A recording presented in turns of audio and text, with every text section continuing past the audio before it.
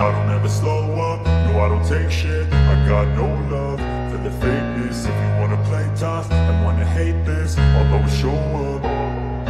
I don't ever slow up, no I don't take shit. I got no love for the fakeness. If you wanna play tough and wanna hate this, I'll always show up and make a statement. I don't ever slow up, no I don't take shit. I got no love for the fakeness. If you wanna play tough and wanna hate this, I'll always show up and make a statement. Everything I do so instinctive and so passionate. Every word I move so descriptive like an adjective. I got a vendetta against people who patented being negative when you should be getting after it. I got facts over tracks, this and that. Spitting slow, spitting fast. I could roast, I could gas. Think I'm okay at last, but I don't know if that can erase all the past. And the pettiness, a reflection of the emptiness. Hilarious, you think you're worth my time, you're delirious. Mysterious, because you hide behind a fake exterior. Inferior, you know I'll always be a bit superior. Get off of me, this ain't no humble brag. I want you to hear words, you can say them back. I want you to feel free from the chains at last, and to believe in what you got, it was built to last, yeah. Now that I've been put through hell, I never got anyone's help. I had to do it all myself. I don't ever slow up, no I don't take shit. I got no love for the fakeness. If you wanna play tough and wanna hate this, I'll always show up and make a statement. I don't ever slow up, no I don't take shit. I got no love for the fakeness. If you wanna play tough and wanna hate this, I'll always show up and make a statement. Gonna learn the consequence of... Halo, assalamualaikum sobat-sobat CP dimanapun Anda berada. Lagi-lagi jumpa dengan gua Arya Senaya. Sebelum gue mulai, gua mau coba ingatkan lagi 3 buku gua itu udah ready untuk open PO ya, yaitu Minta Mantu Anak Manusia, dia 200 halaman, terus Raung 2003 itu juga 200 halaman, dan 1001 Kisah Pendakian itu 320 halaman ya. Buat rekan-rekan yang tertarik untuk mengkoleksi karya-karya tulis gua, bisa hubungi Instagram gua ataupun TikTok ataupun Facebook, nanti akan gua sertakan linknya ya. Oke teman-teman, sebelum denger cerita gua, siapin dulu lah kopinya, udutnya, juga mentalnya. Tapi ini nggak terlalu serem ya, namanya naik gunung wajar lah. Ada yang ngalamin hal-hal seperti ini, ada yang nggak pernah, ada juga yang sering ya. Dan gue termasuk orang yang sering, karena mungkin frekuensi pendakian gue itu juga sering gitu.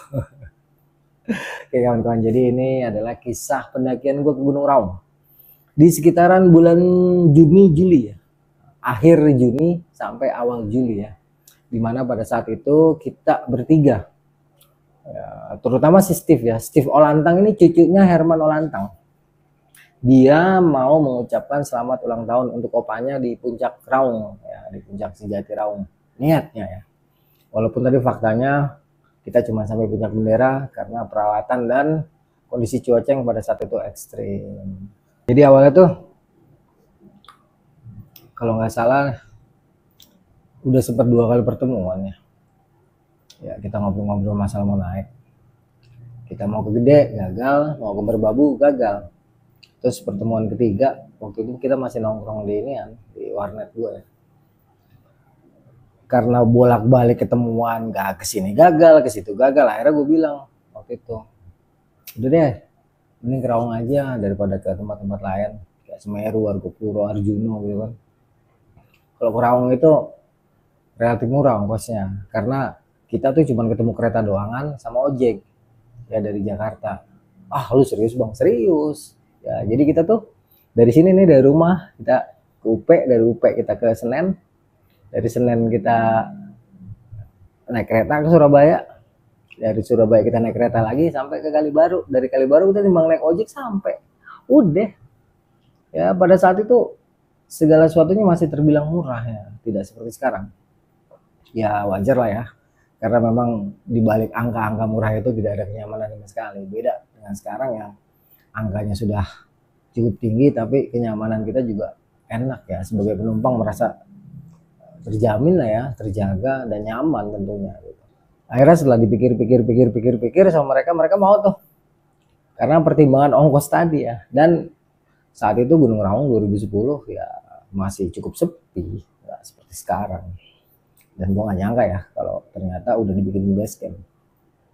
Waktu tahun 2003 gue kesana, itu masih di rumahnya Pak Kadus. Ya udah, singkat kata akhirnya si Steve sama si Rizky mau tuh ya, dengan pertimbangan akses transportasinya mudah, ongkosnya tidak terlalu mahal, dan gunungnya cukup eksklusif ya, dimana pada saat itu Gunung Raung masih belum tereksplorasi seperti sekarang. Udah tuh, gue lupa lah ya, kira-kira tanggal 23, 24 lah, tuh Juni ya. Ada sih fotonya tuh ya, perjalanan Raung itu 25 Juni sampai dengan 2 Juli 2010 ya. Cuman di awal start pendakiannya itu gue lupa ya, antara tanggal 23, 24 atau memang tanggal 25 nya ya. Intinya setelah semuanya udah siap ya, ritualnya biasa ya, ya seperti yang udah sering banget didengar sama teman-teman. Dari rumah gua nih kita jalan kaki ke stasiun UP, dari stasiun UP kita lanjutkan perjalanan menuju stasiun Cikini, dari stasiun Cikini kita naik P17 ke Senen, dari stasiun Senen nanti kita akan naik kereta KA Gaya Baru Malam tujuan Surabaya. Pada saat itu kalau nggak salah ongkosnya tuh masih 13.500 apa udah 36.000 ya, 36 kalau nggak salah. Jadi memang masih terbilang cukup murah ya, tetapi ya itu seperti dibilang tadi, harga murah itu betul-betul dibayar mahal. Kenyamanan nggak ada, keamanan juga kurang ya. Ya tetapi ya pada saat itu kita udah siap lah dengan segala konsekuensinya. Ya di stasiun Senen, terus di kereta ngapain aja lupa ya, intinya yang jelas kita paling ngobrol-ngobrol tuh di Senen sama di dalam kereta ya. Dan suasana kereta tentunya pada saat itu luar biasa nikmat ya. Dan teman-teman gue yakin udah nggak akan nemuin lagi nih apa yang gue temuin pada saat itu, dimana kereta masih berantakan lah ya, masih ada tukang ngamen, tukang asongan, dauk asin gitu. Ya kurang lebih 12 jam mungkin ya, berangkat sekitar jam 4 atau jam 3, nanti masuk Surabaya sekitar jam 7 atau jam 8. Kita turun di stasiun Gubeng. Sampai Gubeng itu ya sekitar jam 7 jam 8 kita langsung cari lokasi ya, karena setelah itu kita masih harus menunggu ke Asri Tanjung dari Yogyakarta tujuan Banyuwangi. Pada waktu itu kayaknya belum ada di Probowangi ya, atau udah ada tapi kita ketinggalan, gue lupa ya. Di stasiun Gubeng seperti biasa lah ya, seperti yang pernah gue lakukan sama Lando dulu ya, untuk menghemat budget ya, kita pergunakan segala sesuatu yang kita bawa ya, seperti logistik dan peralatan masak kita. Paling jajannya rokok doang ya. Udah tuh di stasiun ya masak, bikin kopi, terus jalan-jalan, keliling. Singkat kata hampir seharian nunggu ke Asri Tanjung itu, sekitar jam setengah 4 atau jam 4 atau mungkin jam setengah 5 ya, sore lah ya pokoknya itu ke Asri Tanjung masuk.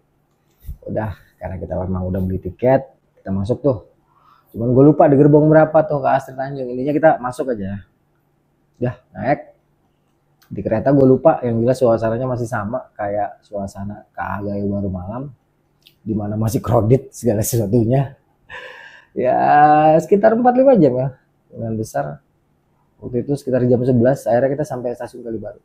Di stasiun Kalibaru itu banyak tukang ojek tuh ya, karena sebelumnya udah pernah ke sana. Ketika disamperin sama tukang ojek, ngobrol-ngobrol, tawar menawar harga, setelah dirasa cocok satu sama lainnya akhirnya kita berangkat. Saat itu kalau nggak salah kita sepakati harga 20.000 karena udah malam alasannya ya.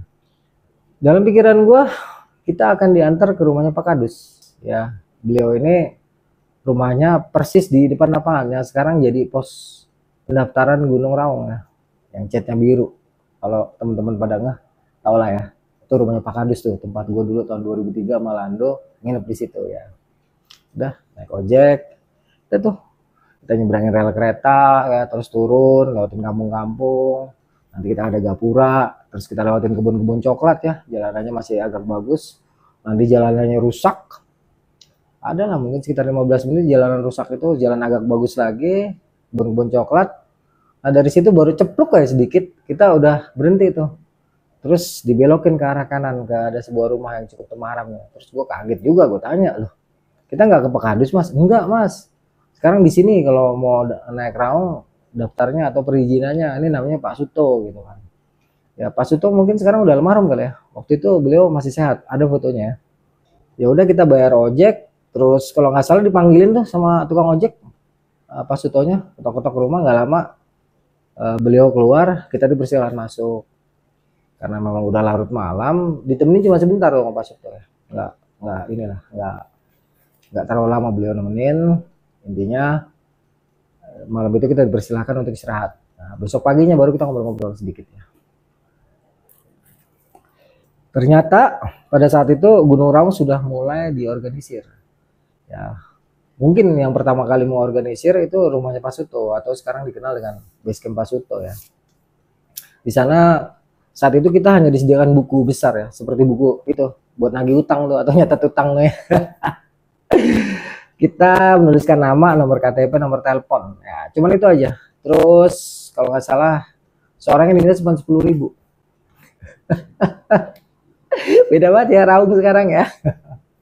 Karena memang saat itu belum belum Raung belum menggelegar lah ya. Masih sedikit yang tahu ya. Hanya kalangan-kalangan tertentu aja gitu.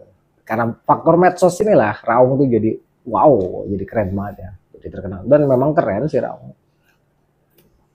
Setelah menyelesaikan registrasi, ngobrol-ngobrol, Pak Suto sempat nanya, udah pernah belum ke Raung? Gue bilang udah pernah.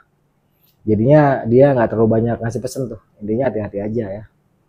Terus kita cek and recheck bareng. Nah sebelum berangkat ini gue dapet telepon nih. Ya, dari seorang gadis di Kota Kembang. Ya, mungkin teman-teman udah sering dengar namanya Tralis ya. Di sini gue agak kaget karena Tralis itu maksa gue untuk segera ke Bandung pada hari itu juga. Karena almarhum ibunya itu mau ketemu, mau ngobrol sama gue.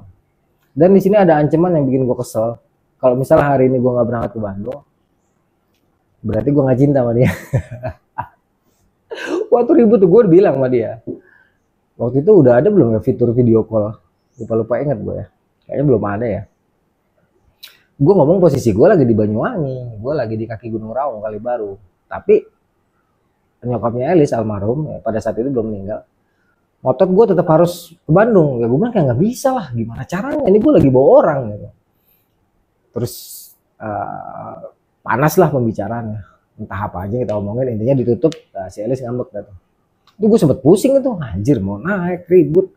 Tapi ya udahlah, karena gue udah ada di sini. Sebenarnya pasrah nggak pasrah, terima nggak terima ya udahlah, tanggung jawab kan ya. Masa ya kalah sama perasaan gitu. Dengan berat hati akhirnya kita mulai melangkah tuh dari rumah Pak Suto. Nanti kita akan ketemu lapangannya, jalan kaki tuh, jalan aspal. Ketemu lapangan bola sebelah kiri. Sekarang tuh ada pos pendaftaran Raung. Nah sebelah kanannya tuh rumah Pak Kardus yang cat biru. Nggak tahu catnya masih warna biru apa enggak ya. Halo Pak Kardus. Kalau misalnya nonton, saya yang dulu ke Raung berdua tahun 2003 dan sempat dilarang sama Pak Kardus ya. 2003-2004 lupa saya Pak Kardus ya. Intinya kira-kira tahun-tahun segitu ya Pak Kardus ya. Semoga kita bisa jumpa lagi nih Pak Kardus. Lepas rumah Pak Kardus jalanan masih aspal. Ya, terus masih datar lah, mungkin kira-kira 100-200 meter ke depan, terus mulai nanjak. Jalannya hancur udah tuh, hancur parah. Mulai kita naik landai ya, jalan kampung, ada 1-2 rumah di kiri kanan, kebun-kebun. Lepas perkampungan kita masuk ke hutan damar ya. Hutan damar ini dulu jalannya masih agak lebar, kalau sekarang kok sempit banget ya. Gua nggak tahu kenapa ya. Dari hutan damar nanti kita belok ke kanan, terus ngikutin saluran air kecil. Gue agak bingung tuh, soalnya di 2003 gue nggak ngikutin saluran air. Kita jalan, nanti kita ketemu jembatan kayu yang gede tanpa ngikutin saluran air, karena posisi kita ada di bibir punggungan tinggi. Saluran air itu yang kecil adanya di bawah. Tapi ya udahlah, no problem, karena memang itu jalannya sekarang. Kita ikutin tuh saluran air. Nah, kita belok ke kanan tuh, ikutin saluran air. Ya di sini sempat istirahat sebentar, ada fotonya. Lepas dari saluran air kita naik ke atas kan. Terus kita turun, nah baru tuh kali-kali kecil di sebelah kiri kelihatan sama gua. Gua inget ini tempat. Sekarang kita langsung di kanan begini. Tapi udahlah, namanya juga perkembangan zaman ya. Ya warga sekitar mungkin melihat ada sesuatu yang lain lah, sesuatu yang beda yang bisa dimanfaatkan. Mungkin jalur motor udah mulai naik ke atas kali ya. Mungkin waktu itu motor udah mulai naik ke atas ya, jadi dibikinlah jalur baru selain daripada yang dulu itu. Masalah tuh. Lewat terus kita turun. Nah ini kebun-kebun kopi udah mulai banyak. Gue inget turun naik Ada mungkin sekitar 30 menit jalan kaki di antara kebun-kebun kopi. Nanti menjelang sampai Pondokan Pasunarya itu ada hutan pinus sebelah kanan. Nah, hutan pinus juga udah mulai tanamin kopi nih pada waktu itu ya. Lepas dari hutan pinus nanti ketemu tempat terbuka ya, di mana sebelah kirinya tuh ada ya pondok rumah kayu ya, rumah di atas pohon gitu ya. Entah kandang burung entah apa. Terus ada kursi-kursi, ada pohon jeruk nipis. Nah, sebelah kanannya tempatnya Pasunarya. Pada saat itu masih gubuk kayu, tambal-tambal gitu, kayu disusun-susun gitu ya. Ada pintunya, terus depannya juga masih semek-semek. Setelah gua ketok-ketok ternyata Pasunarya nggak ada. Udah, kita istirahat aja dulu di sini. Gue bilang, mana anak, nih tempatnya Pasunarya. Menurut informasi dan yang memang gua tahu, air terakhir ada di sini. Ya, di atas kedengeran sumber air, tapi kayaknya ngambil airnya susah. Mendingan udahlah nggak usah gambling, kita ambil air bawah. Karena emang sepi, nggak ada siapa-siapa. Pada saat itu juga informasi pendakian terakhir itu sebulan yang lalu. Kita tanya ada pendaki apa nggak ada. Ya udah, kita tinggal aja tuh barang gitu. Terus kita bertiga-tiga turun tuh ke kiri ya, turun lewatin kebun-kebun kopi sampai tuh ke dasar lembah tempat mengalirnya air. Di sini kita isi. Satu orang itu kebagian 5 liter. Ya, ada yang pakai dirigen, termasuk gua. Ada yang pakai botol-botol air mineral yang ukuran 1 liter. Intinya biar bagaimanapun juga tidak ada yang namanya penitipan nyawa. Air itu harus dibawa masing-masing karena ini penting. Begitu juga dengan logistik dan peralatan pribadi. Walaupun di bawah sebelum kita melakukan pendakian itu sempat terjadi inilah ya, pertanyaan dari sistem apakah mereka bawa peralatan lengkap mereka kayak SB dan lain-lain safety-nya, atau ngikutin gaya gua yang cuman bawa flashlight ya untuk selimut, juga terpal sebagai bivak A, dan matras. Kita mau pakai extreme ultralight atau pakai sistem 0 orang yang dengan safety. Kalau waktu di bawah itu sempat terjadi obrolannya, akhirnya mereka mau ngikutin gaya gue. Gue bilang kalau mau ngikutin gaya gue ya begini ya, konsekuensinya enak cuman ringan karena kita extreme ultralight, bener-bener ringan. Yang kita bawa hanya yang kita perlukan. Soalnya ini raung ya, kalau kita bawa-bawa yang nggak terlalu urgent, nah, dimana masih bisa kita akali dengan yang lain-lain, itu beban bener-bener parah dan nanti mereka bisa membuktikannya. Ya udah tuh, kita balik lagi ke pondokannya Pasunarya, istirahat. Di sini gue lihat waktu itu pohon jeruk nipisnya lagi berbuah banyak tuh. Lagi dan lagi terulang lagi nih seperti tahun 2003 ya. Gue petikin tuh jeruknya ya, sebelum metik gue salam dulu lah ya, Pak bagi jeruknya dong ya, dengan sistem lu gue pesenin. Ntar kalau gue ngomong kayak gitu lu shoutin di belakang ya. Nah, sistem apa Rizky nyaut tuh, ambil jangan banyak-banyak ya dek. Adalah 20 biji tuh kita petikin jeruk nipis, orang lebat banget ya.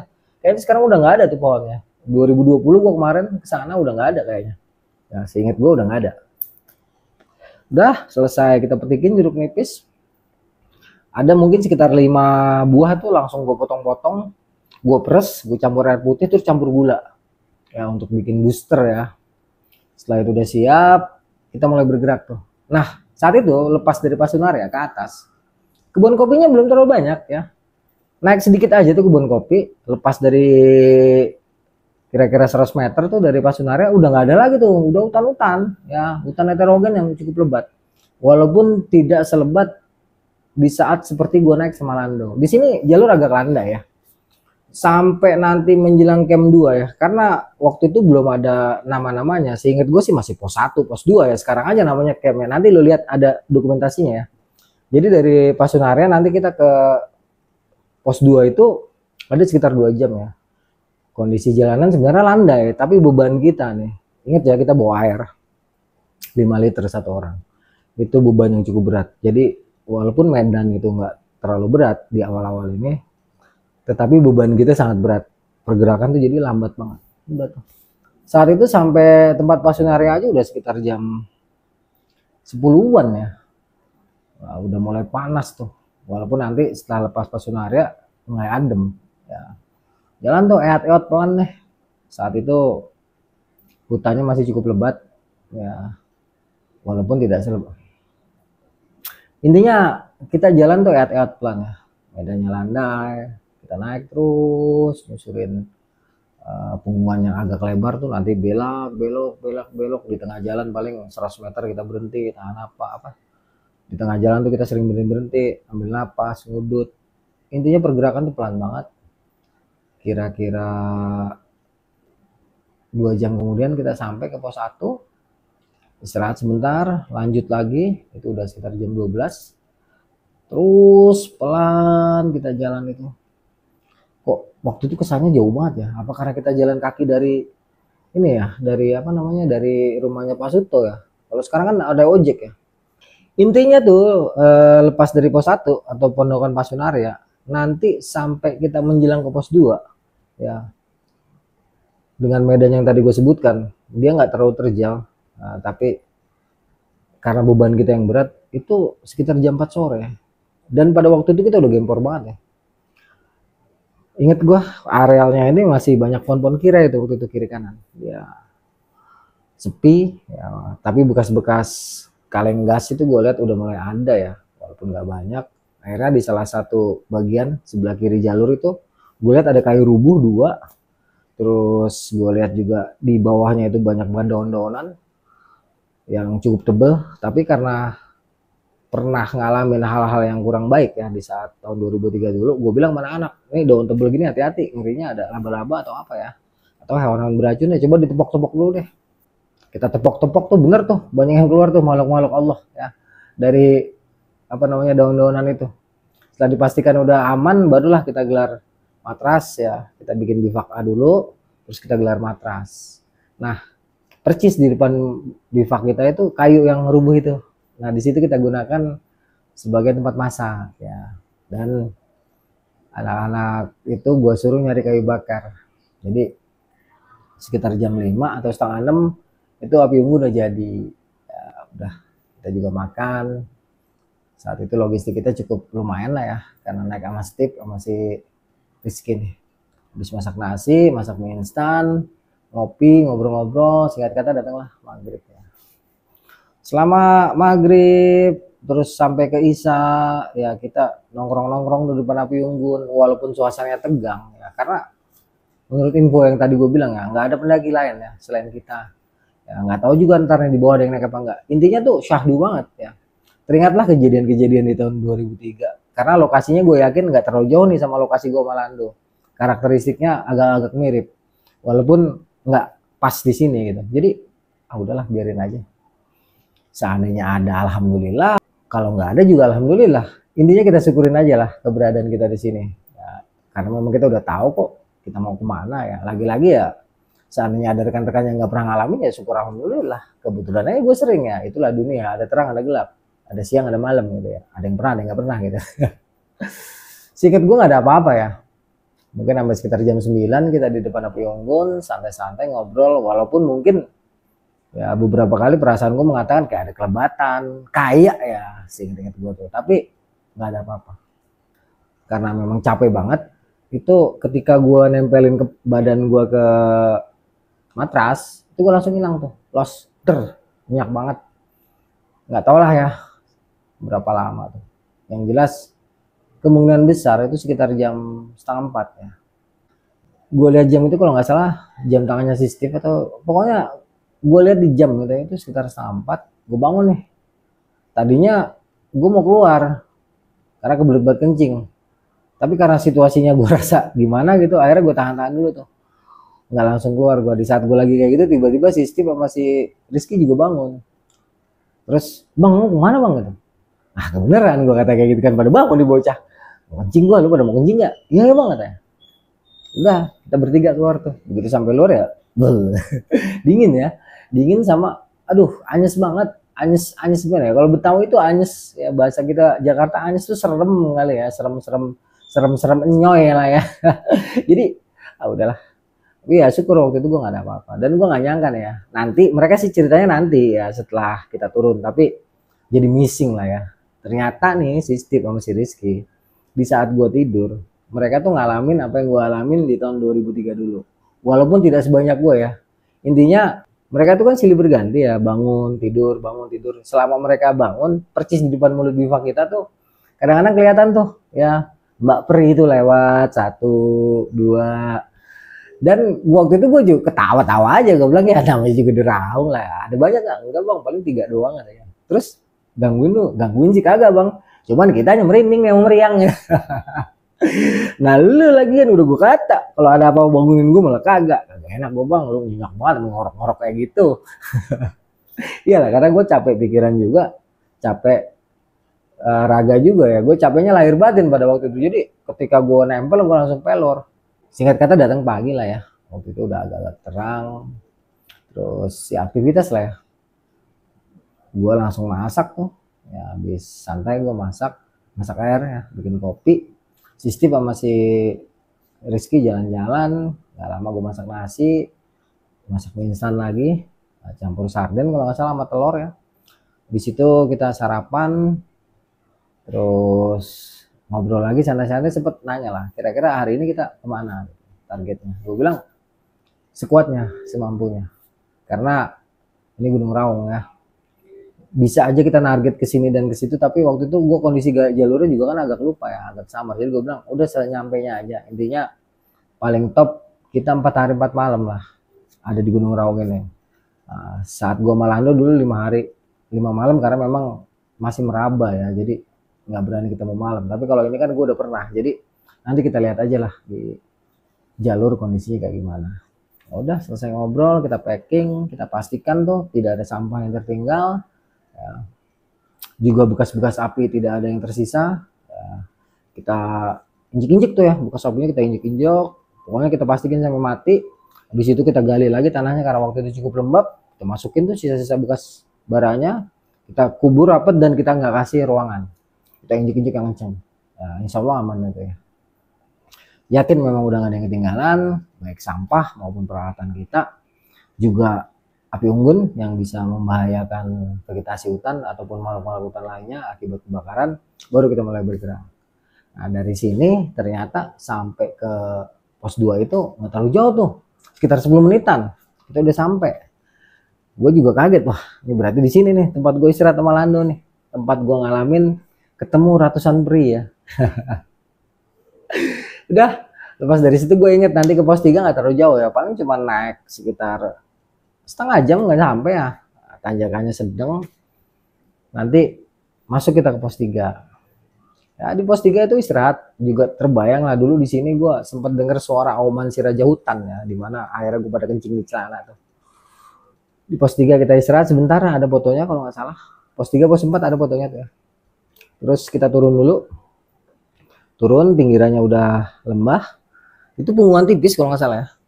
Dan memang ini punggungan tipis terus nih, agak lama nanti punggungan tipis nih di hutan-hutan heterogen, cuman ada sedikit jadi turun kira-kira 10 menit terus naik, itu nanti ketemu punggungan agak lebar ya, kira-kira 10 menit di punggungan agak lebar. Habis itu hampir 3-4 jam kita akan ketemu punggungan tipis ya, dia nggak terlalu curam, landai dia ya, biasa. Variasi sih, ada yang curam ya, ada yang landai, ada yang datar gitu kan. Intinya sampai nanti menjelang ke hutan-hutan pinus dia baru terjal loh, naiknya agak parah. Dan sepanjang perjalanan ini kita eat-eot nggak karu-karuan ya. Sekitar jam 8 start dari sebelum pos 2 itu sampai lewat mana ya, sebelum inilah, sebelum pos 4 kayaknya, kira-kira 1 jam atau pokoknya sebelum pinus-pinus itulah. Ketika kita baru mau masuk pinus ya, di situ gue ingat sebelah kanannya dulu ada pohon pinus subuh gede banget. Di sini kita udah capek tuh, udah nggak kuat lagi. Padahal saat itu masih jam 4 ya kurang lebihnya, tapi fisik kita udah payah. Di sini sempat ngobrol-ngobrol gue juga sama anak-anak tuh kan, lu nggak bawa tenda, nggak bawa sleeping bag aja kayak begini, gimana lu bawa tuh masing-masing itu, dan perkitilan-perkitilan yang lain, tambah gempor kan lo. Iya juga sih bang, tapi malam pertama tadi nggak terlalu dingin sih katanya. Iya, masih di bawah, nggak tahu nih di sini nih gimana, masih mau lanjut apa enggak nih. Kalau gue sih secara pribadi udah nggak sanggup nih lanjut, gempor banget gue, beneran capek gue. Kalau lo ya udah bang, kita di sini aja. Udah kita buka tuh bivak A lagi ya, bivak A karena waktu itu pohonnya cuma 1 di depan ya, udah yang depan sebelah sininya tuh kan kita bikinnya di pinggir jalur ya. Kita bikin ini nanti tiang ya, tiangnya nanti kita buat diri aja, nanti kita pasak gitu ya, jadi dia bisa berdiri dan kokoh aman. Jadi bivak A percis di pinggir jalur. Terus rapi-rapi, gue amankan bagian belakang untuk kepala kita. Habis itu karena saking letihnya, belum masak belum apa, gue sempat mesen ke anak-anak, lu cari kayu bakar deh ya, ntar kumpulin kalau malam-malam jadi kita nanti nggak terlalu dingin kayak kemarin lagi dah biasa gitu. Oh ya bang, habis itu gue tiduran tuh, nyak banget gue. Mungkin sekitar maghrib ya, gue bangun itu udah ada mie instan tuh, walaupun udah agak dingin ya. Terus ada sisa nasi yang tadi pagi dimasak, dan anak-anak tuh lagi berusaha bakar-bakaran tuh. Pas gue liatin, gue cek lah, nih kok lu pada nggak nyala-nyala sih bakar-bakaran? Iya bang, ngasep doang dari tadi. Agak curiga nih gue kan, ngasep doang, jangan-jangan kayu melepes nih. Gue nyebutnya kayu melepes, jadi kayu itu bolong dan di tengah itu kayak ada macam busa ya. Kayu semacam ini walaupun dia kering ya, kering itu dia tetap tidak akan bisa menghasilkan api, dia hanya bisa menghasilkan bara juga asap. Ketika gue cek, gue patahin ya salah satu kayu yang masih belum dibakar, pas gue cek lah ini mah kayu melepes, gue kata gitu. Ini mah lu minyak tanah bawa stengki juga yang 5.000 liter kagak bakalan nyala ini. Buang-buang duit kalau minyak tanah, buang-buang tenaga. Padahal di situ kan banyak pohon pinus ya.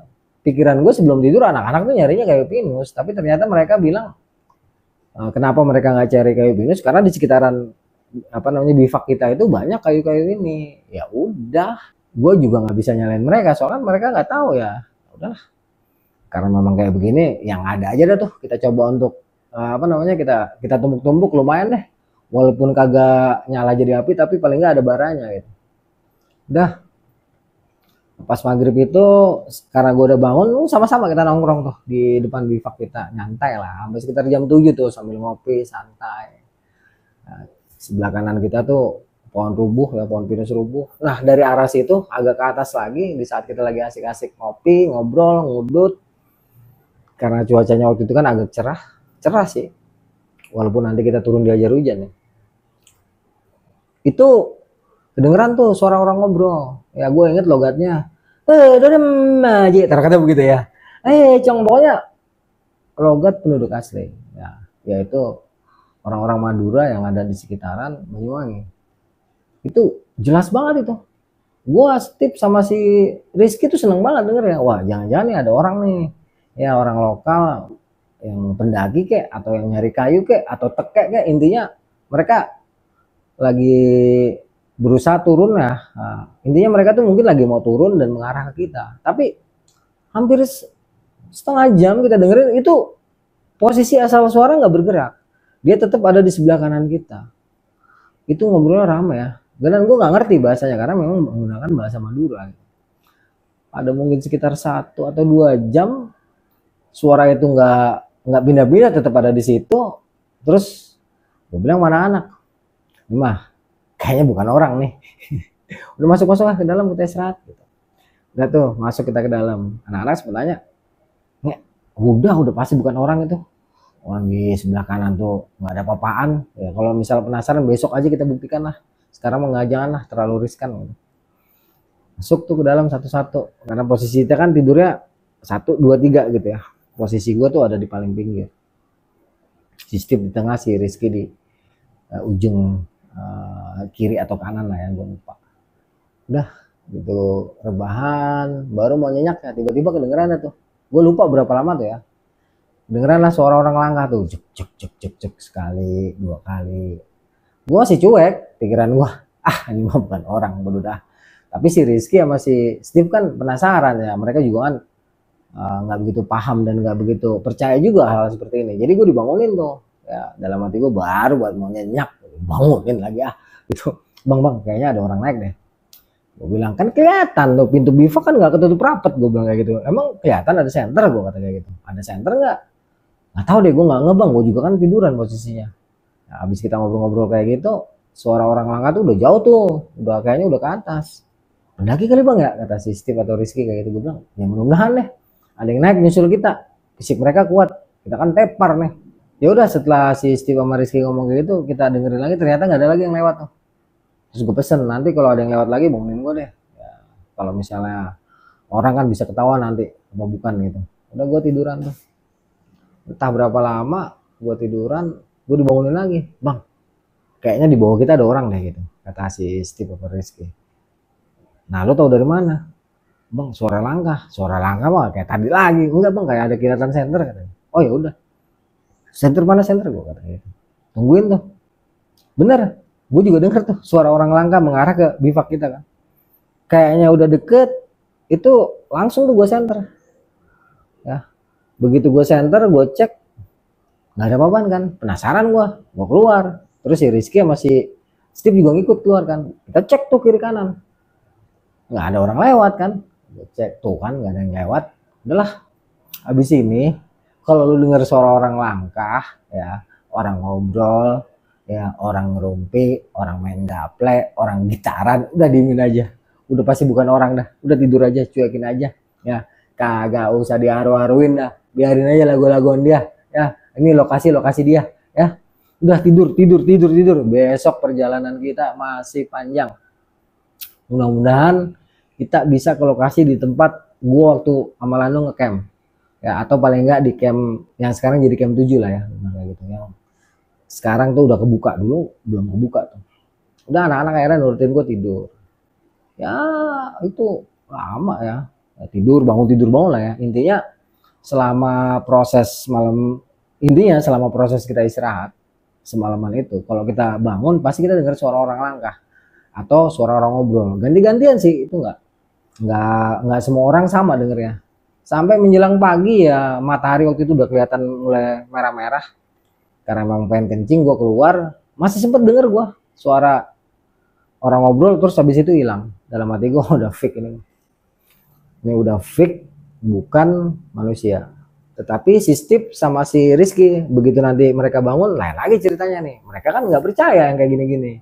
Ya perlu namanya pembuktian. Ya udah, kita tunggu aja ntar gitu kan. Ada mudah kok membuktikannya, terutama masalah orang langkah. Udah, setelah mereka udah pada bangun, biasalah kita masak air buat ngopi, teh, bari ngudut. Ya, naik gunung kalau ngopi kagak ngudut, buseng, rasa-rasanya kayak apaan ya? Kayak biji nggak pakai sempak kali ya. Itu sambil masak ngobrol-ngobrol. Gue yakin nggak semalam ada orang, pasti ada orang naik nih, kata si Steve atau si Rizky kayak gitu ya. Mereka ngotot kekeh. Gue bilang ya kalau memang ada orang naik gampang lah buktinya gitu ya. Namanya manusia ini, apalagi nih medan gunung walaupun keras ya, itu mesti ninggalin jejak. Adalah lekukan-lekukan, dan kondisinya kan waktu itu kalau nggak salah juga tanahnya agak lembab ya. Jadi pasti ninggalin jejak lah ya. Udah gampang, kita ngopi dulu, nanti habis ini lu gua kasih tahu ya. Udah, yang penting lu jangan ke ini nih, ke jalur yang belum lu injek-injek ya. Ini yang udah kita injek-injek, udah biarin aja ya. Saya ngopi baru sini lu gua kasih tahu ya. Kita langsung tuh ke pinggiran jalur, gua tanya sama mereka, lu ngeliat jejak nggak?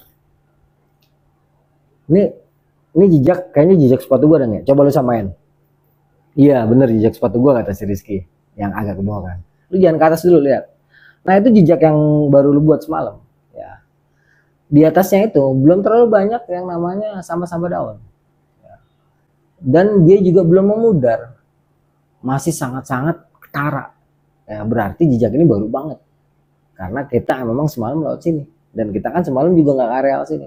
Kalau jejak lama ya, mungkin jejak sebulan yang lalu, kalau misalnya masih ada belum disapu sama hujan ya, itu bentuknya nggak begini, dia pasti udah samar ya. Dia nggak terlalu kuat, samar, udah gitu banyak sampah lah ya, entah serpihan daun ya, daun-daun pinus apa, ataupun bentuknya itu udah memudar ya, sudah tidak seperti yang punya lu ini ya. Ini jejak baru. Kalau memang semalam ada yang lewat lagi, mesti ada yang nimpah nih jejak kalau dia orang ya, karena malam aja kita lihat jejak kita ada. Bagaimana kalau ke atas kita cek di tempat yang belum lu injek, ternyata pas dicek ada nggak jejak? Ada bang, tapi kayaknya samar deh. Ya kan kita nggak bisa mastiin ada jejak apa enggak. Intinya berarti jalur di depan kita belum ada yang injek ya, paling enggak sampai sebulan yang lalu ya. Sampai sekarang dari sebulan yang lalu itu belum ada yang injek. Jadi lu masih percaya sekarang ada orang lewat semalam dengan jejak-jejak yang ada gini perbedaannya? Oh, iya juga sih bang, katanya. Ya iyalah, berarti yang lewat semalam itu bukan orang. Tapi kita sebagai pendaki ini nggak ada urusan lah. Ya ini kan gue udah bilang ya, Tuhan itu menciptakan segala sesuatu ada fungsinya, ada gunanya. Dan kita nggak tahu kadang-kadang rencana Tuhan apa untuk kita, untuk makhluk-makhluknya. Kita cuma bisa mensyukuri lah apa yang sudah Tuhan berikan. Intinya nggak ada urusan lah mas setan. Yang namanya pendaki itu naik-naik aja. Yang penting kita siap mental, siap fisik, ya, siap logistik, siap peralatan, ya, siap intelijensi, ya, siap literasi. Ya itu yang harus kita siapkan. Yang lain-lain apapun yang terjadi di lapangan itu udah resiko kita. Karena setiap hal yang kita lakukan, yang gak usah lah melakukan pendakian. Apapun yang kita lakukan pasti ada resikonya.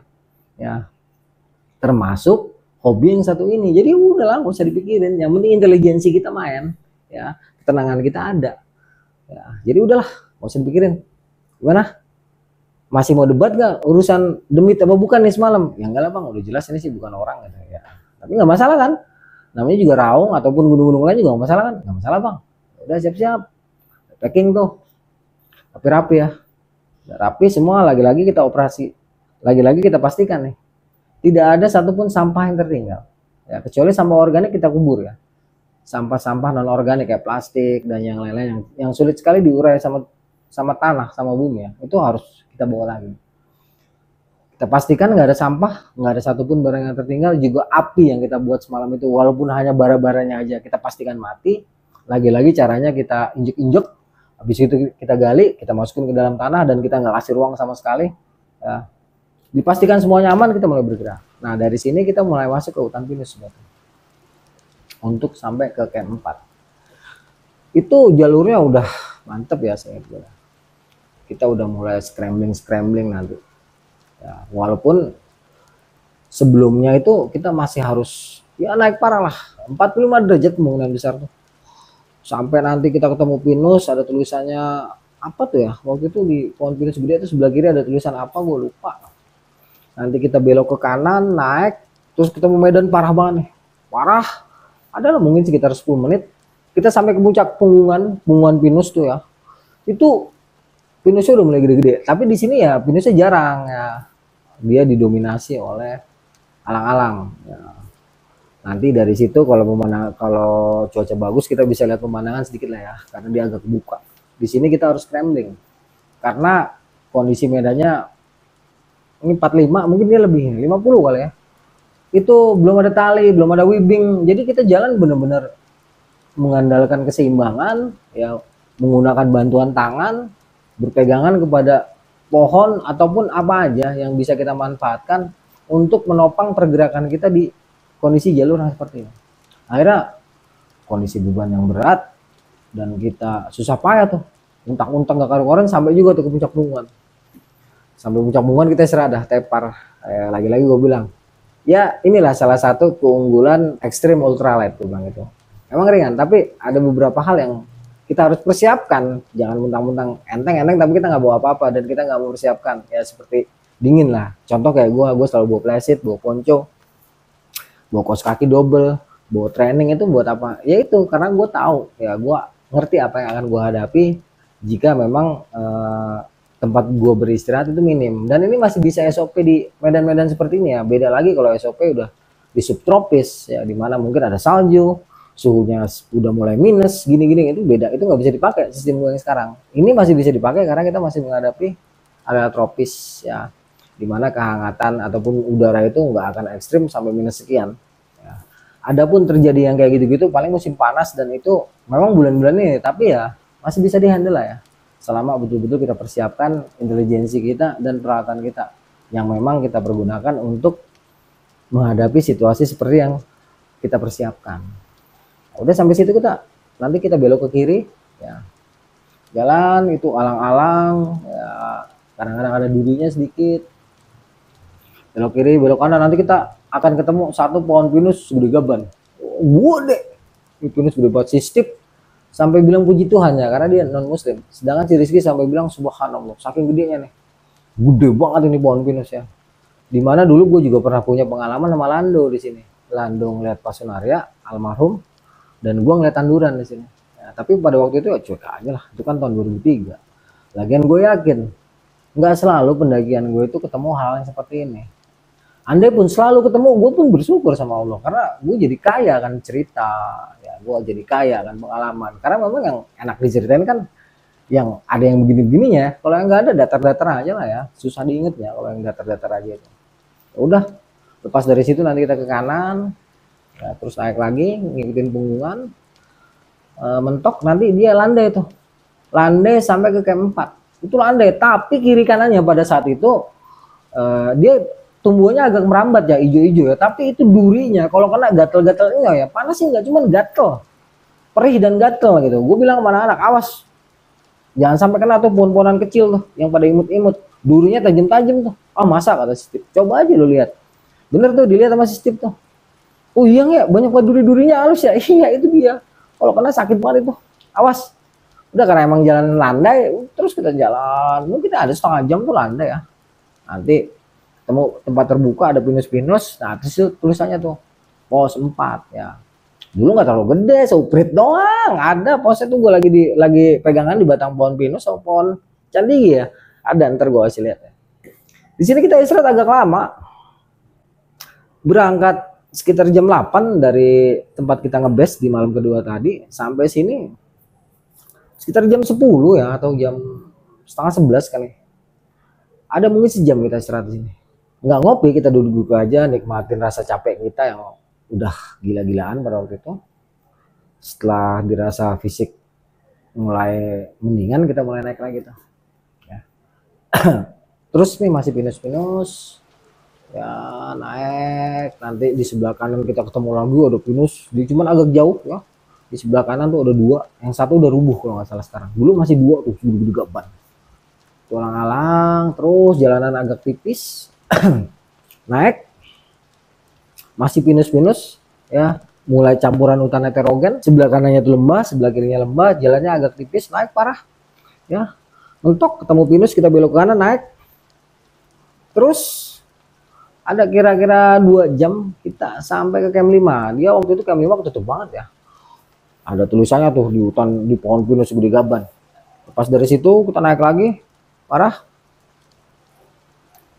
masuk ke hutan-hutan heterogen, dia agak landai, ada mungkin setengah jam landai. Gue inget jalannya agak-agak hitam gitu ya, batuannya tuh agak hitam. Terus nanti kita belok ke kanan, terus nyisirin bibir lembah, terus kita ke kiri. Waktu itu candi giginya rapet banget tuh di situ tuh, lembab posisinya tuh.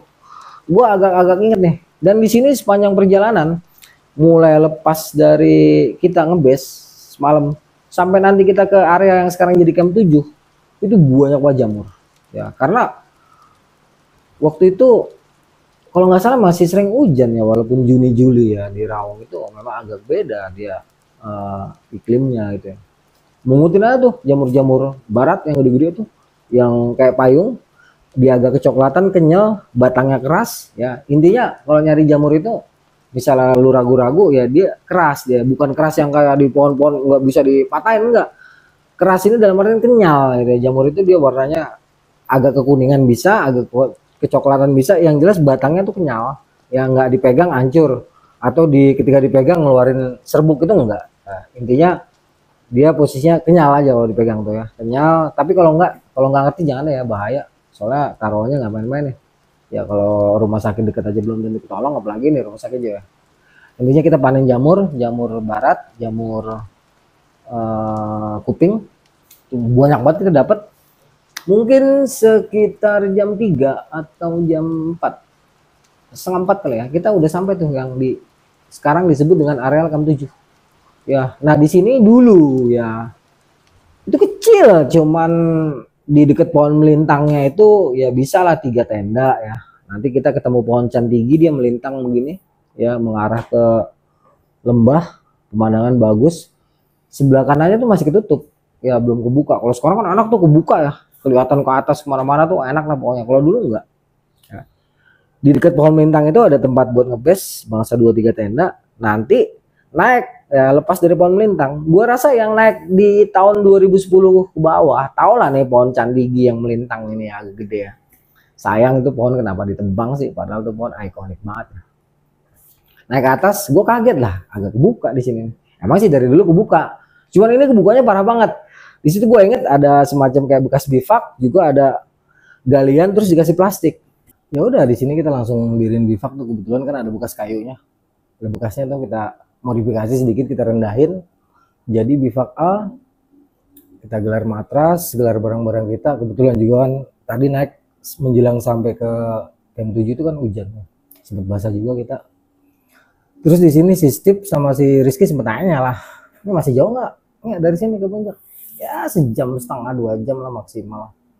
Tapi ke puncak bendera ya, bukan puncak sejati. Kalau puncak sejati masih lumayan. Gimana, mau lanjut lagi apa enggak nih? Ya nanti masalah puncak sejati kita lihat aja lah. Ya ini kondisi kan juga mendung parah, terus angin. Gimana? Ya udah lah, tanggung lah, kita usahain ini malam terakhir deh. Sampai ke puncak bendera juga nggak apa-apa dah. Misalnya kita nggak memungkinkan untuk sampai ke puncak sejatinya, oh ya udah, rapin dulu deh barang-barang. Setelah barang-barang rapi di camp 7 itu, kita mulai bergerak tuh. Dulu pas camp 7 inget gue hutan-hutan RB ya, itu kalau kena enak dah ya. Kira-kira setengah jam tuh naik tuh hutan-hutan RB.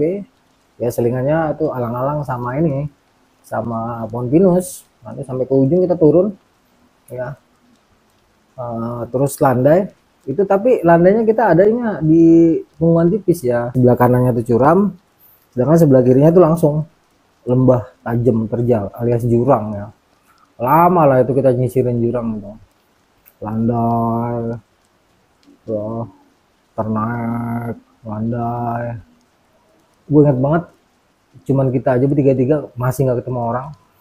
Terus ada kira-kira sejam kita ketemu batu tuh di sebelah kiri. Terus kita belok ke kanan sedikit, masuk kita ke punggungan yang udah enak pakai G, pakai C, pakai B tuh ya. Itu alang-alang candigi yang udah tua. Terus kita naik di situ tuh. Oh parah tuh. Nah, ada mungkin sekitar setengah jam dengan medan yang luar biasa, itu udah 50-60 derajat kali ya, udah enak banget. Agak kebuka, batu-batu keras, sayup-sayup kelihatan di antara kabut terkebuka lagi sampai kita ke puncak bendera. Nah di puncak bendera itu ya cuaca waktu itu gerimisnya udah hilang, tapi mendung, masih mendung parah sama gerimis. Kadang-kadang kelihatan tuh puncak 17, kadang-kadang enggak ya. Di sini sempet nanya lagi sih Steve, nanti dari sini kita ke kemana lagi nih? Ya itu depan tuh Siratul Mustaqim 1 tuh. Ya nggak terlalu parah sih. Dari sini nanti kita ketemu ekstrim 1 sebelah kanan. Dia tebingnya nggak tinggi yang kita naikin, paling 2 meter. Ya, cuman kita ngambilnya dari cerukan kecil. Ya cerukan itu paling 60 cm. Nah bawah belakang cerukannya itu udah langsung tebing. Ya nggak dalam lah, paling 40 meter gitu. Lepas itu naik, kita ketemu puncak 17. Ya dari puncak 17 nanti kita turun. Waduh enak tuh, turunnya juga deg-degan. Sampai puncak 17 nya juga deg-degan turun. Kita ketemu Siratul Mustaqim 2. Terus mungkin 100 meter tuh jembatan Siratul Mustaqim 2, kita turun. Ya, turunnya juga aduh ini butuh alat sebenarnya, tapi nggak pakai alat juga bisa sih, kita scrambling aja ya. Pegangan sono pegangan sini lah. Cari tempat yang bisa kita lewatin. Temu dasaran lembah, lembah kecil. Kita ganti punggungan, udah. Kira-kira setengah jam sampai nanti kita ketemu kayak celah ya, atau kita ngambil dari bawah tusuk giginya, bebas lah lewat mana aja. Lepas dari itu celah atau tusuk gigi, kita akan belok ke kanan, kira-kira 15 menit baru kita sampai puncak sejati. Ya masih 2 jaman lah, pulang perginya bisa 4 jaman. Cuaca kayak begini tanpa nggak ada alat, pas turunnya ngeri, naiknya masih enak lah, rock climbing. Nah turun di ekstrim satunya nih, posisi lo harus solo rappelling, sedangkan cerukannya tipis. Nah, di belakang cerukannya langsung tebing. Nah cukup ekstrim, cukup berbahaya, memang butuh pengaman ya, walaupun kalau misalnya cuaca cerah bisa-bisa aja sih ya selama tenang, tapi ya gue sih terserah lo. Saran gue sih mendingan nggak apa-apa lah di sini. Ya udah akhirnya setelah merenung tuh anak-anak mau udah dikeluarkan lah ya ini kertas yang udah dilaminating ya, tulisannya selamat ulang tahun Opa Herman Lantang yang ke-70. Di situ tertulis tanggal 25 Juni sampai tanggal 2 Juli 2010 ya. Sekitar 15 menit atau setengah jam kali ya, kita santai-santai nikmati pemandangan, sebatang rokok, gerimis makin parah, udah kita lanjutin lagi turun ke bawah ya. Ya begitu sampai jam 7 kita segera ganti baju tuh, baju-baju kita yang basah kita ganti dengan yang kering. Nah, baru aja selesai ganti baju tuh tiba-tiba kedengeran suara musik dangdut kencang banget. Ya, rada kaget juga sih. Buseng, ini siapa yang nyetel dangdut nih? Kita udah 3 hari 3 malam nih sama perkampungan terakhir. Gila, dangdutnya itu bukan kayak dangdut yang musik dari jauh, enggak. Suara musik dangdut itu kayak deket banget ya, tapi waktu itu kita bertiga berpikir logis aja ya, mungkin ke bawah angin gitu ya, walaupun ini setengah-setengah mikir juga gitu, apa iya gitu kan. Udahlah, nikmatin aja lah, yang biasanya rock and roll kita dangdutan dulu lah ya. Selamat malam duhai kekasih. Intinya musik-musik dangdut ya, lagunya nggak kedengeran, cuman apa gendangnya terus melodinya itu aja yang kedengeran tuh rame. Adalah mungkin sekitar 1 jam ya setelah anak-anak masuk itu, kok perasaan gue nggak enak ya, di antara suara-suara dangdut, hembusan angin dan suara-suara yang lain, kok dari arah Poncan Tinggi itu kayak gue merasa ada sesuatu lah ya. Awalnya sih gue males nengok, tapi lama kelamaan gue penasaran juga tuh. Pelan-pelan gue nengok, dah bener ya. Ternyata di atas Poncan Tinggi itu ada sosok ya, wanita. Anggun pakai gaunnya gaun bagus, bukan gaun lusuh jelek, enggak, ini gaun bagus. Bagus banget. Posisi dia duduk menghadap ke arah lembah, jadi nyampingin gue. Kelihatan tuh rambutnya panjang, bentuk tubuhnya tuh aduhai banget ya. Bukannya semok mah nggak asik lah ya. Ini bener-bener apa ya, gitar Spanyol, bagus banget bentuk tubuhnya tuh, kelihatan itu. Itu gue kayak terpaku tuh ngeliatin, tapi astagfirullahaladzim. Cuman kok ketika abis ngelihat dia itu ada yang aneh nih ya. Gue ngerasa tuh udara kok nggak terlalu dingin. Tadi tuh jelas dingin banget. Dalam hati gue, astagfirullahaladzim. Ya udahlah, langsung tuh gue salam ya. Karena biar bagaimana juga dia kan makhluk Allah ya. Gue makhluk Allah, dia makhluk Allah. Semua yang ada di dunia ini, yang ada di semesta bahkan ya, itu semua kan ciptaan Tuhan ya, ciptaan Allah ya. Terserah orang nyebutnya apa. Kalau gue nyebutnya Allah gitu. Udah, gue langsung assalamualaikum makhluk Allah. Assalamualaikum Mbak Beri. Gue kirimin Al-Fatihah tuh. Karena gue ngerasa ada yang aneh nih dengan kehadiran dia. Itu walaupun suasananya magis, mistis, dan cukup mendebarkan, tapi gue nggak ngerasa gimana ya, pengen buru-buru masuk ke dalam bivak kayak gabung sama anak, enggak. Justru gue ngerasa hembusan anginnya itu agak berkurang, terus sengatan dinginnya juga agak berkurang. Intinya gue enjoy lah ya dengan kehadiran dia itu. Pada saat itu yang gue inget itu seperti itu. Gue nikmat banget. Nggak lama si Steve sama si ini keluar tuh, sama si Rizky ya, dia kedinginan. Jadi untungnya tuh mereka begitu keluar, mereka nggak ngeh tuh ya kalau di Poncan Tinggi itu ada Mbak Peri ya. Begitu mereka datang masuk, langsung posisi ngambil kayak posisi gua, ngebelakangin Poncan Tinggi, ngebelakangin si Mbak Pri ini ya. Untung lah. Dalam hati gua waktu itu berpikir gini, aduh untung mereka nggak lihat gitu. Nah udahlah, kalau ngeliat repot juga nih. Pada seneng tuh, aduh bang bisa di dalam dingin banget gitu kan. Wah gue nyesel ngikutin gaya lu, besok-besok gue nggak mau lagi dah katanya. Ya kan gue udah bilang ya, ya sekarang lu nggak mau ya nggak tahu ntar gitu. Ini kan gue udah bilang ini teknik gue kenapa gue nggak kedinginan, karena perut gue kenyang. Gue juga kan udah makan bang, udah kenyang, tapi emang dingin nih bang, dinginnya beda. Ya udah ngetan, mau gimana lagi, nikmatin aja lah. Itu yang paling penting sekarang. Apapun situasi dan kondisinya kita harus bertahan ya. Kalau misalnya udah dingin banget ya udah makan, makanan kan masih ada kan, masih emang makan aja. Enggak bang, nggak lapar sih, ininya cuma dingin aja sama iseng. Ada sekitar setengah jam mereka sama gue nih menikmati api unggun ya. Suara musik dangdut juga belum selesai tuh, sempet si Rizky juga nanya, bang itu dangdut kelar bang, biarin aja lah. Mereka sempet apa ya, sempet nanya-nanya lagi masalah musik ini, cuman gue bilang udah biarin aja, mau musik dangdut itu bener kayak dari dunia kita atau dari dunia lain, biarin aja. Kita nih lagi ada di 2 dimensi ya, dimensi kita sebagai manusia, sementara dimensi lain juga kemungkinan besar kita bisa masuk, bisa ada, atau kita kemungkinan besar bisa denger ya. Bahkan yang paling nikmat itu ketika kita bisa ngelihat gitu. Intinya udah nikmatin aja lah. Yang namanya di gunung tuh apa aja bisa terjadi, yang penting kita siap, mental dan fisik kita udah harus siap, yang lain-lain juga harus siap gitu kan. Udah nikmatin aja. Udah. Ada mungkin sekitar setengah jam, akhirnya mereka masuk lagi ke dalam tuh. Karena si Rizky itu sempat ngomong dia sama gue kan, bang kayaknya ada sesuatu bang di belakang ya gitu, di Poncan Tinggi gitu. Enggak ada apa-apa, gue katanya gitu. Lu lihat aja. Enggak, kata dia gitu kan. Lu lihat aja, udah, daripada lu penasaran. Enggak mah, kayaknya emang ada sesuatu nih. Tapi bener bang, di sini udaranya nggak terlalu dingin ya. Ya iyalah, orang deket api, gue bilang kayak gitu. Ngobrol-ngobrol akhirnya si Rizky ngantuk dan ngerasa makin gak enak dia. Si Steve juga ngomong kayak gitu, masuk ke dalam mereka. Tidur di dalam bivak tuh. Ya gue juga nggak terlalu inilah, yang penting mereka kan safety, nggak terlalu merhatiin juga. Dah, gue di depan api unggun lagi, gue tengok masih ada tuh Mbak Pri itu, posisinya masih nyambingin gue. Agak kaget gue, dan pas gue mau tidur tuh sebelum gue rebahan, gue sempat ngeliat lagi, pas Badi juga ngeliat ke gue. Itu memang gue baru ini ya ngeliat, emang cantik ya, peri ya, cantik, kelihatan banget itu, hidungnya mangir ya, pokoknya bagus lah matanya segala macem. Tapi gue langsung tuh balik muka lagi, gue usahain tidur walaupun nggak ada getaran kayak gimana. Rasanya tuh hanya apa ya, seperti ada sesuatu yang aneh lah di saat gue rebahan gitu, anget.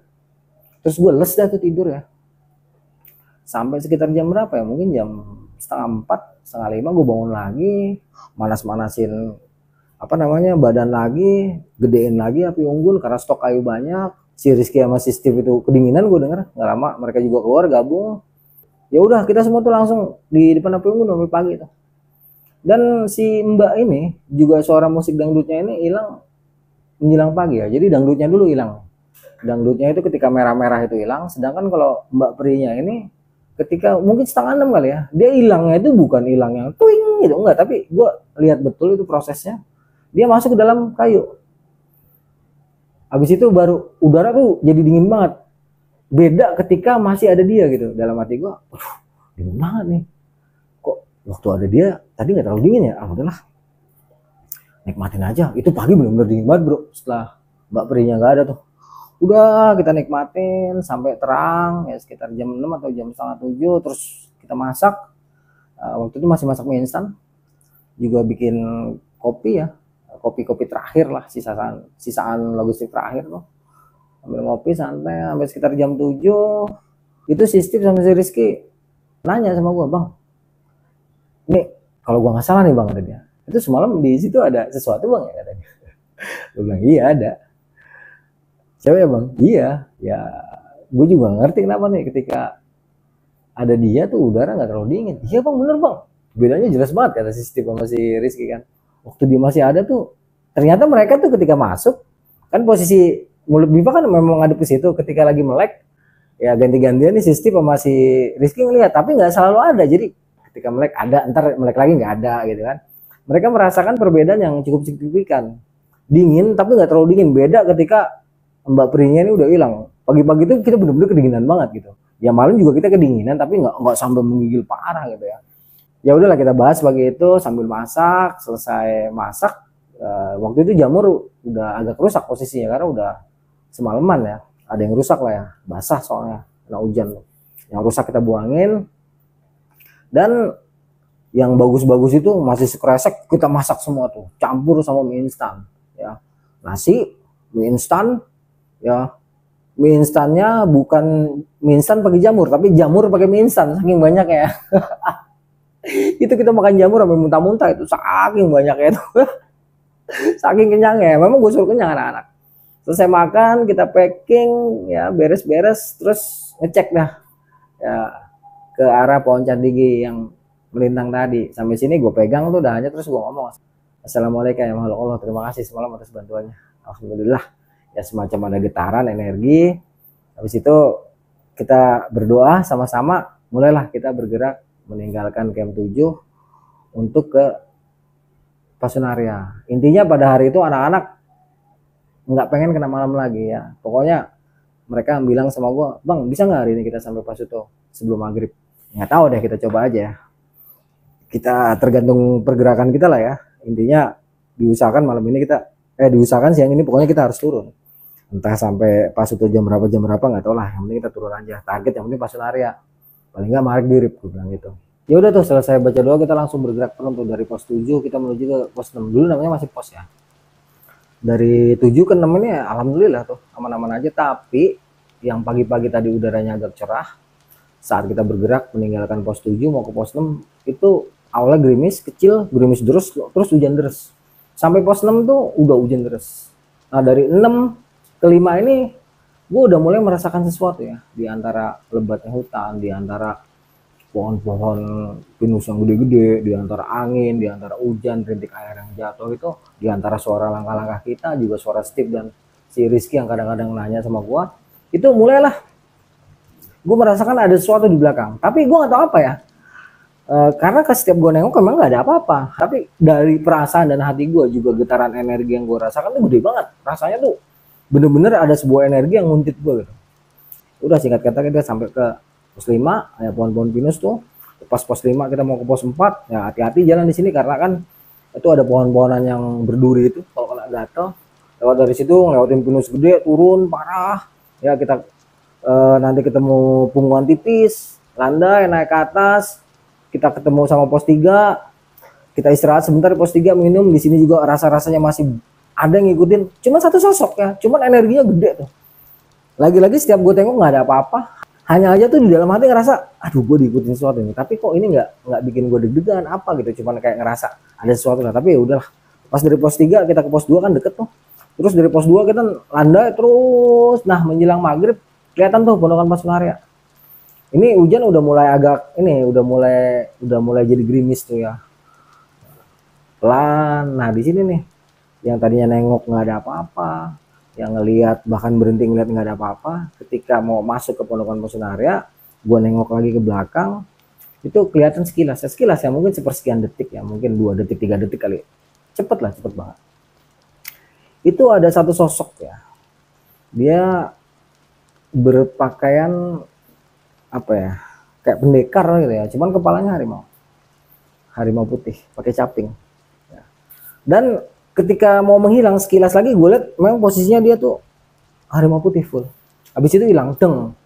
Ketika hilang itu rasanya gue lega banget juga ya, dan apa ya, seperti ada pesan di dalam hati ya, halu kali ya, udah anggap aja halu deh, padahal itu penglihatan batin gue. Pesan, sudah kamu saya kawal sampai sini. Habis itu gue tengok lagi, gue lihat, gue rasa-rasa lagi, gue coba untuk interaksi, udah nggak ada apa-apa, udah nggak ada energi yang ngikutin gue lepas dari 6 mau ke 5 sampai ke pondokan Pasunarya. Anak-anak sempet nanya tuh, kenapa nggak, kok lu diem di situ? Nggak apa-apa. Itu di pondokan Pasunarya kita adalah sekitar 15 menit ya istirahat karena memang posisinya basah sambil makan gula merah, sisa-sisa logistik lah ya. Udah selesai waktu maghrib, kita lanjutin perjalanan ya, turun terus kebun-kebun kopi, nanti naik sedikit, ikutin saluran air terus sampai sekitar Isya kita sampai tuh ke jalan warga ya. Ketika sampai perkampungan kita jalan lah sekitar 5 menit, di sebelah kiri kita ngeliat warung, tapi saat itu uang tidak ada yang berbentuk cash, uang semuanya adanya di rekening, harus ke ATM dulu. Tetapi gue, Steve sama si Rizky udah pengen banget nih ya, ngemil, ngerokok. Nah, rokok udah habis ya, dari sejak camp 7 rokok tuh udah habis. Udah kita beraniin diri tuh belok ke kiri, ke warung, ngobrol nih sama ibu warungnya, kebetulan juga ada suaminya. Terus ngomong, Bu boleh nggak saya naruh handphone, saya beli rokok 2 bungkus sama makanan-makanan cemilan nih, handphone saya taruh sini dulu, malam ini juga saya ke bawah nanti minjem motor sama Pak Suto, ngambil duit di ATM, baru saya naik ke atas lagi, bisa nggak Bu? Oh boleh, kata si ibunya gitu. Ya udah, terus seneng banget kita ya, akhirnya gue bisa ngerokok tuh, rokok, makan cemilan, handphone kita tinggal, balik lagi ke jalan. Baru berapa langkah ketemu mobil bak. Nah mobil bak ini nawarin mau ikut nggak, mau. Akhirnya dianterin kita ke rumahnya Pak Suto, sampai Pak Suto sekitar jam 9. Ya udah di rumah Pak Suto itu kita istirahat, ngobrol-ngobrol, nggak tahu berapa lama, terus kita istirahat. Datang pagi itu sebelum pergi meninggalkan Pak Suto, gue dapat telepon lagi dari Bandung ya, dari Tralis ya. Pokoknya kalau emang gue sayang, gue cinta sama dia, pulang dari Raung gue harus ke Bandung.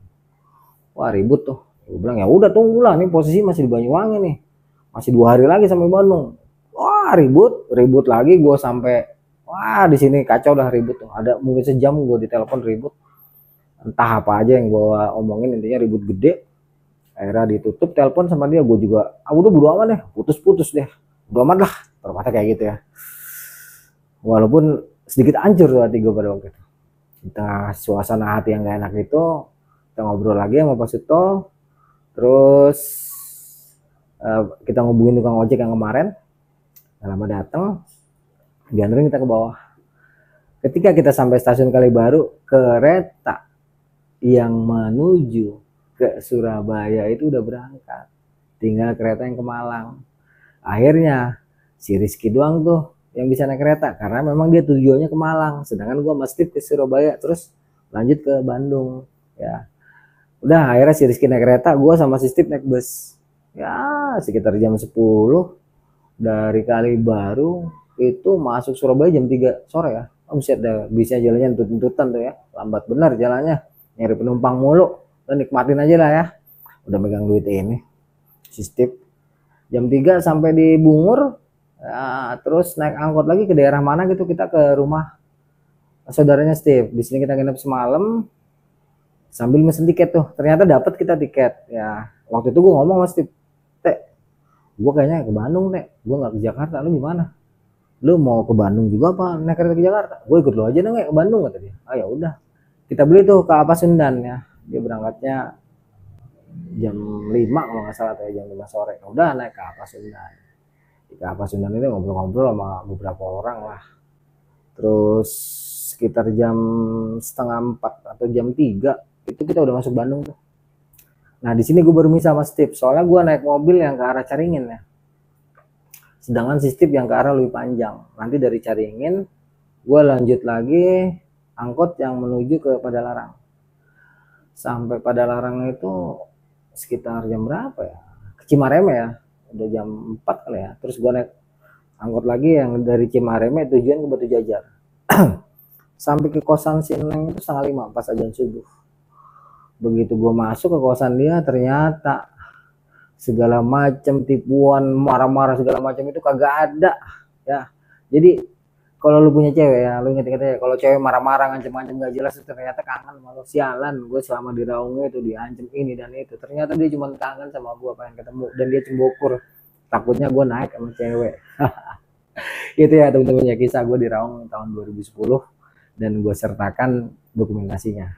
Buat rekan-rekan yang tertarik bercerita di channel gue, silakan kontak Instagram gue yang sementara ini Aryasena7799 ya, karena Aryasena_7 nya masih di hack posisinya, masih dalam posisi pemulihan. Ataupun bisa hubungin Facebook gue Aryasena ya. Jangan Aryasena Cerita Pendakian, itu fanpage ya, ataupun grup jangan, tapi cari aja Aryasena. Ataupun ke TikTok gua Aryasena 1527. Dan buat rekan-rekan yang juga tertarik beli buku juga sama, kontak itu gua, kontak Instagram ataupun TikTok gua dan Facebook gua, silakan kontak, nanti akan dibalas juga. Sekali lagi nih, ditunggu kehadirannya di sini. Oke kawan-kawan, gua pamit dulu. Wassalamualaikum warahmatullahi wabarakatuh. Sampai jumpa di kisah-kisah selanjutnya.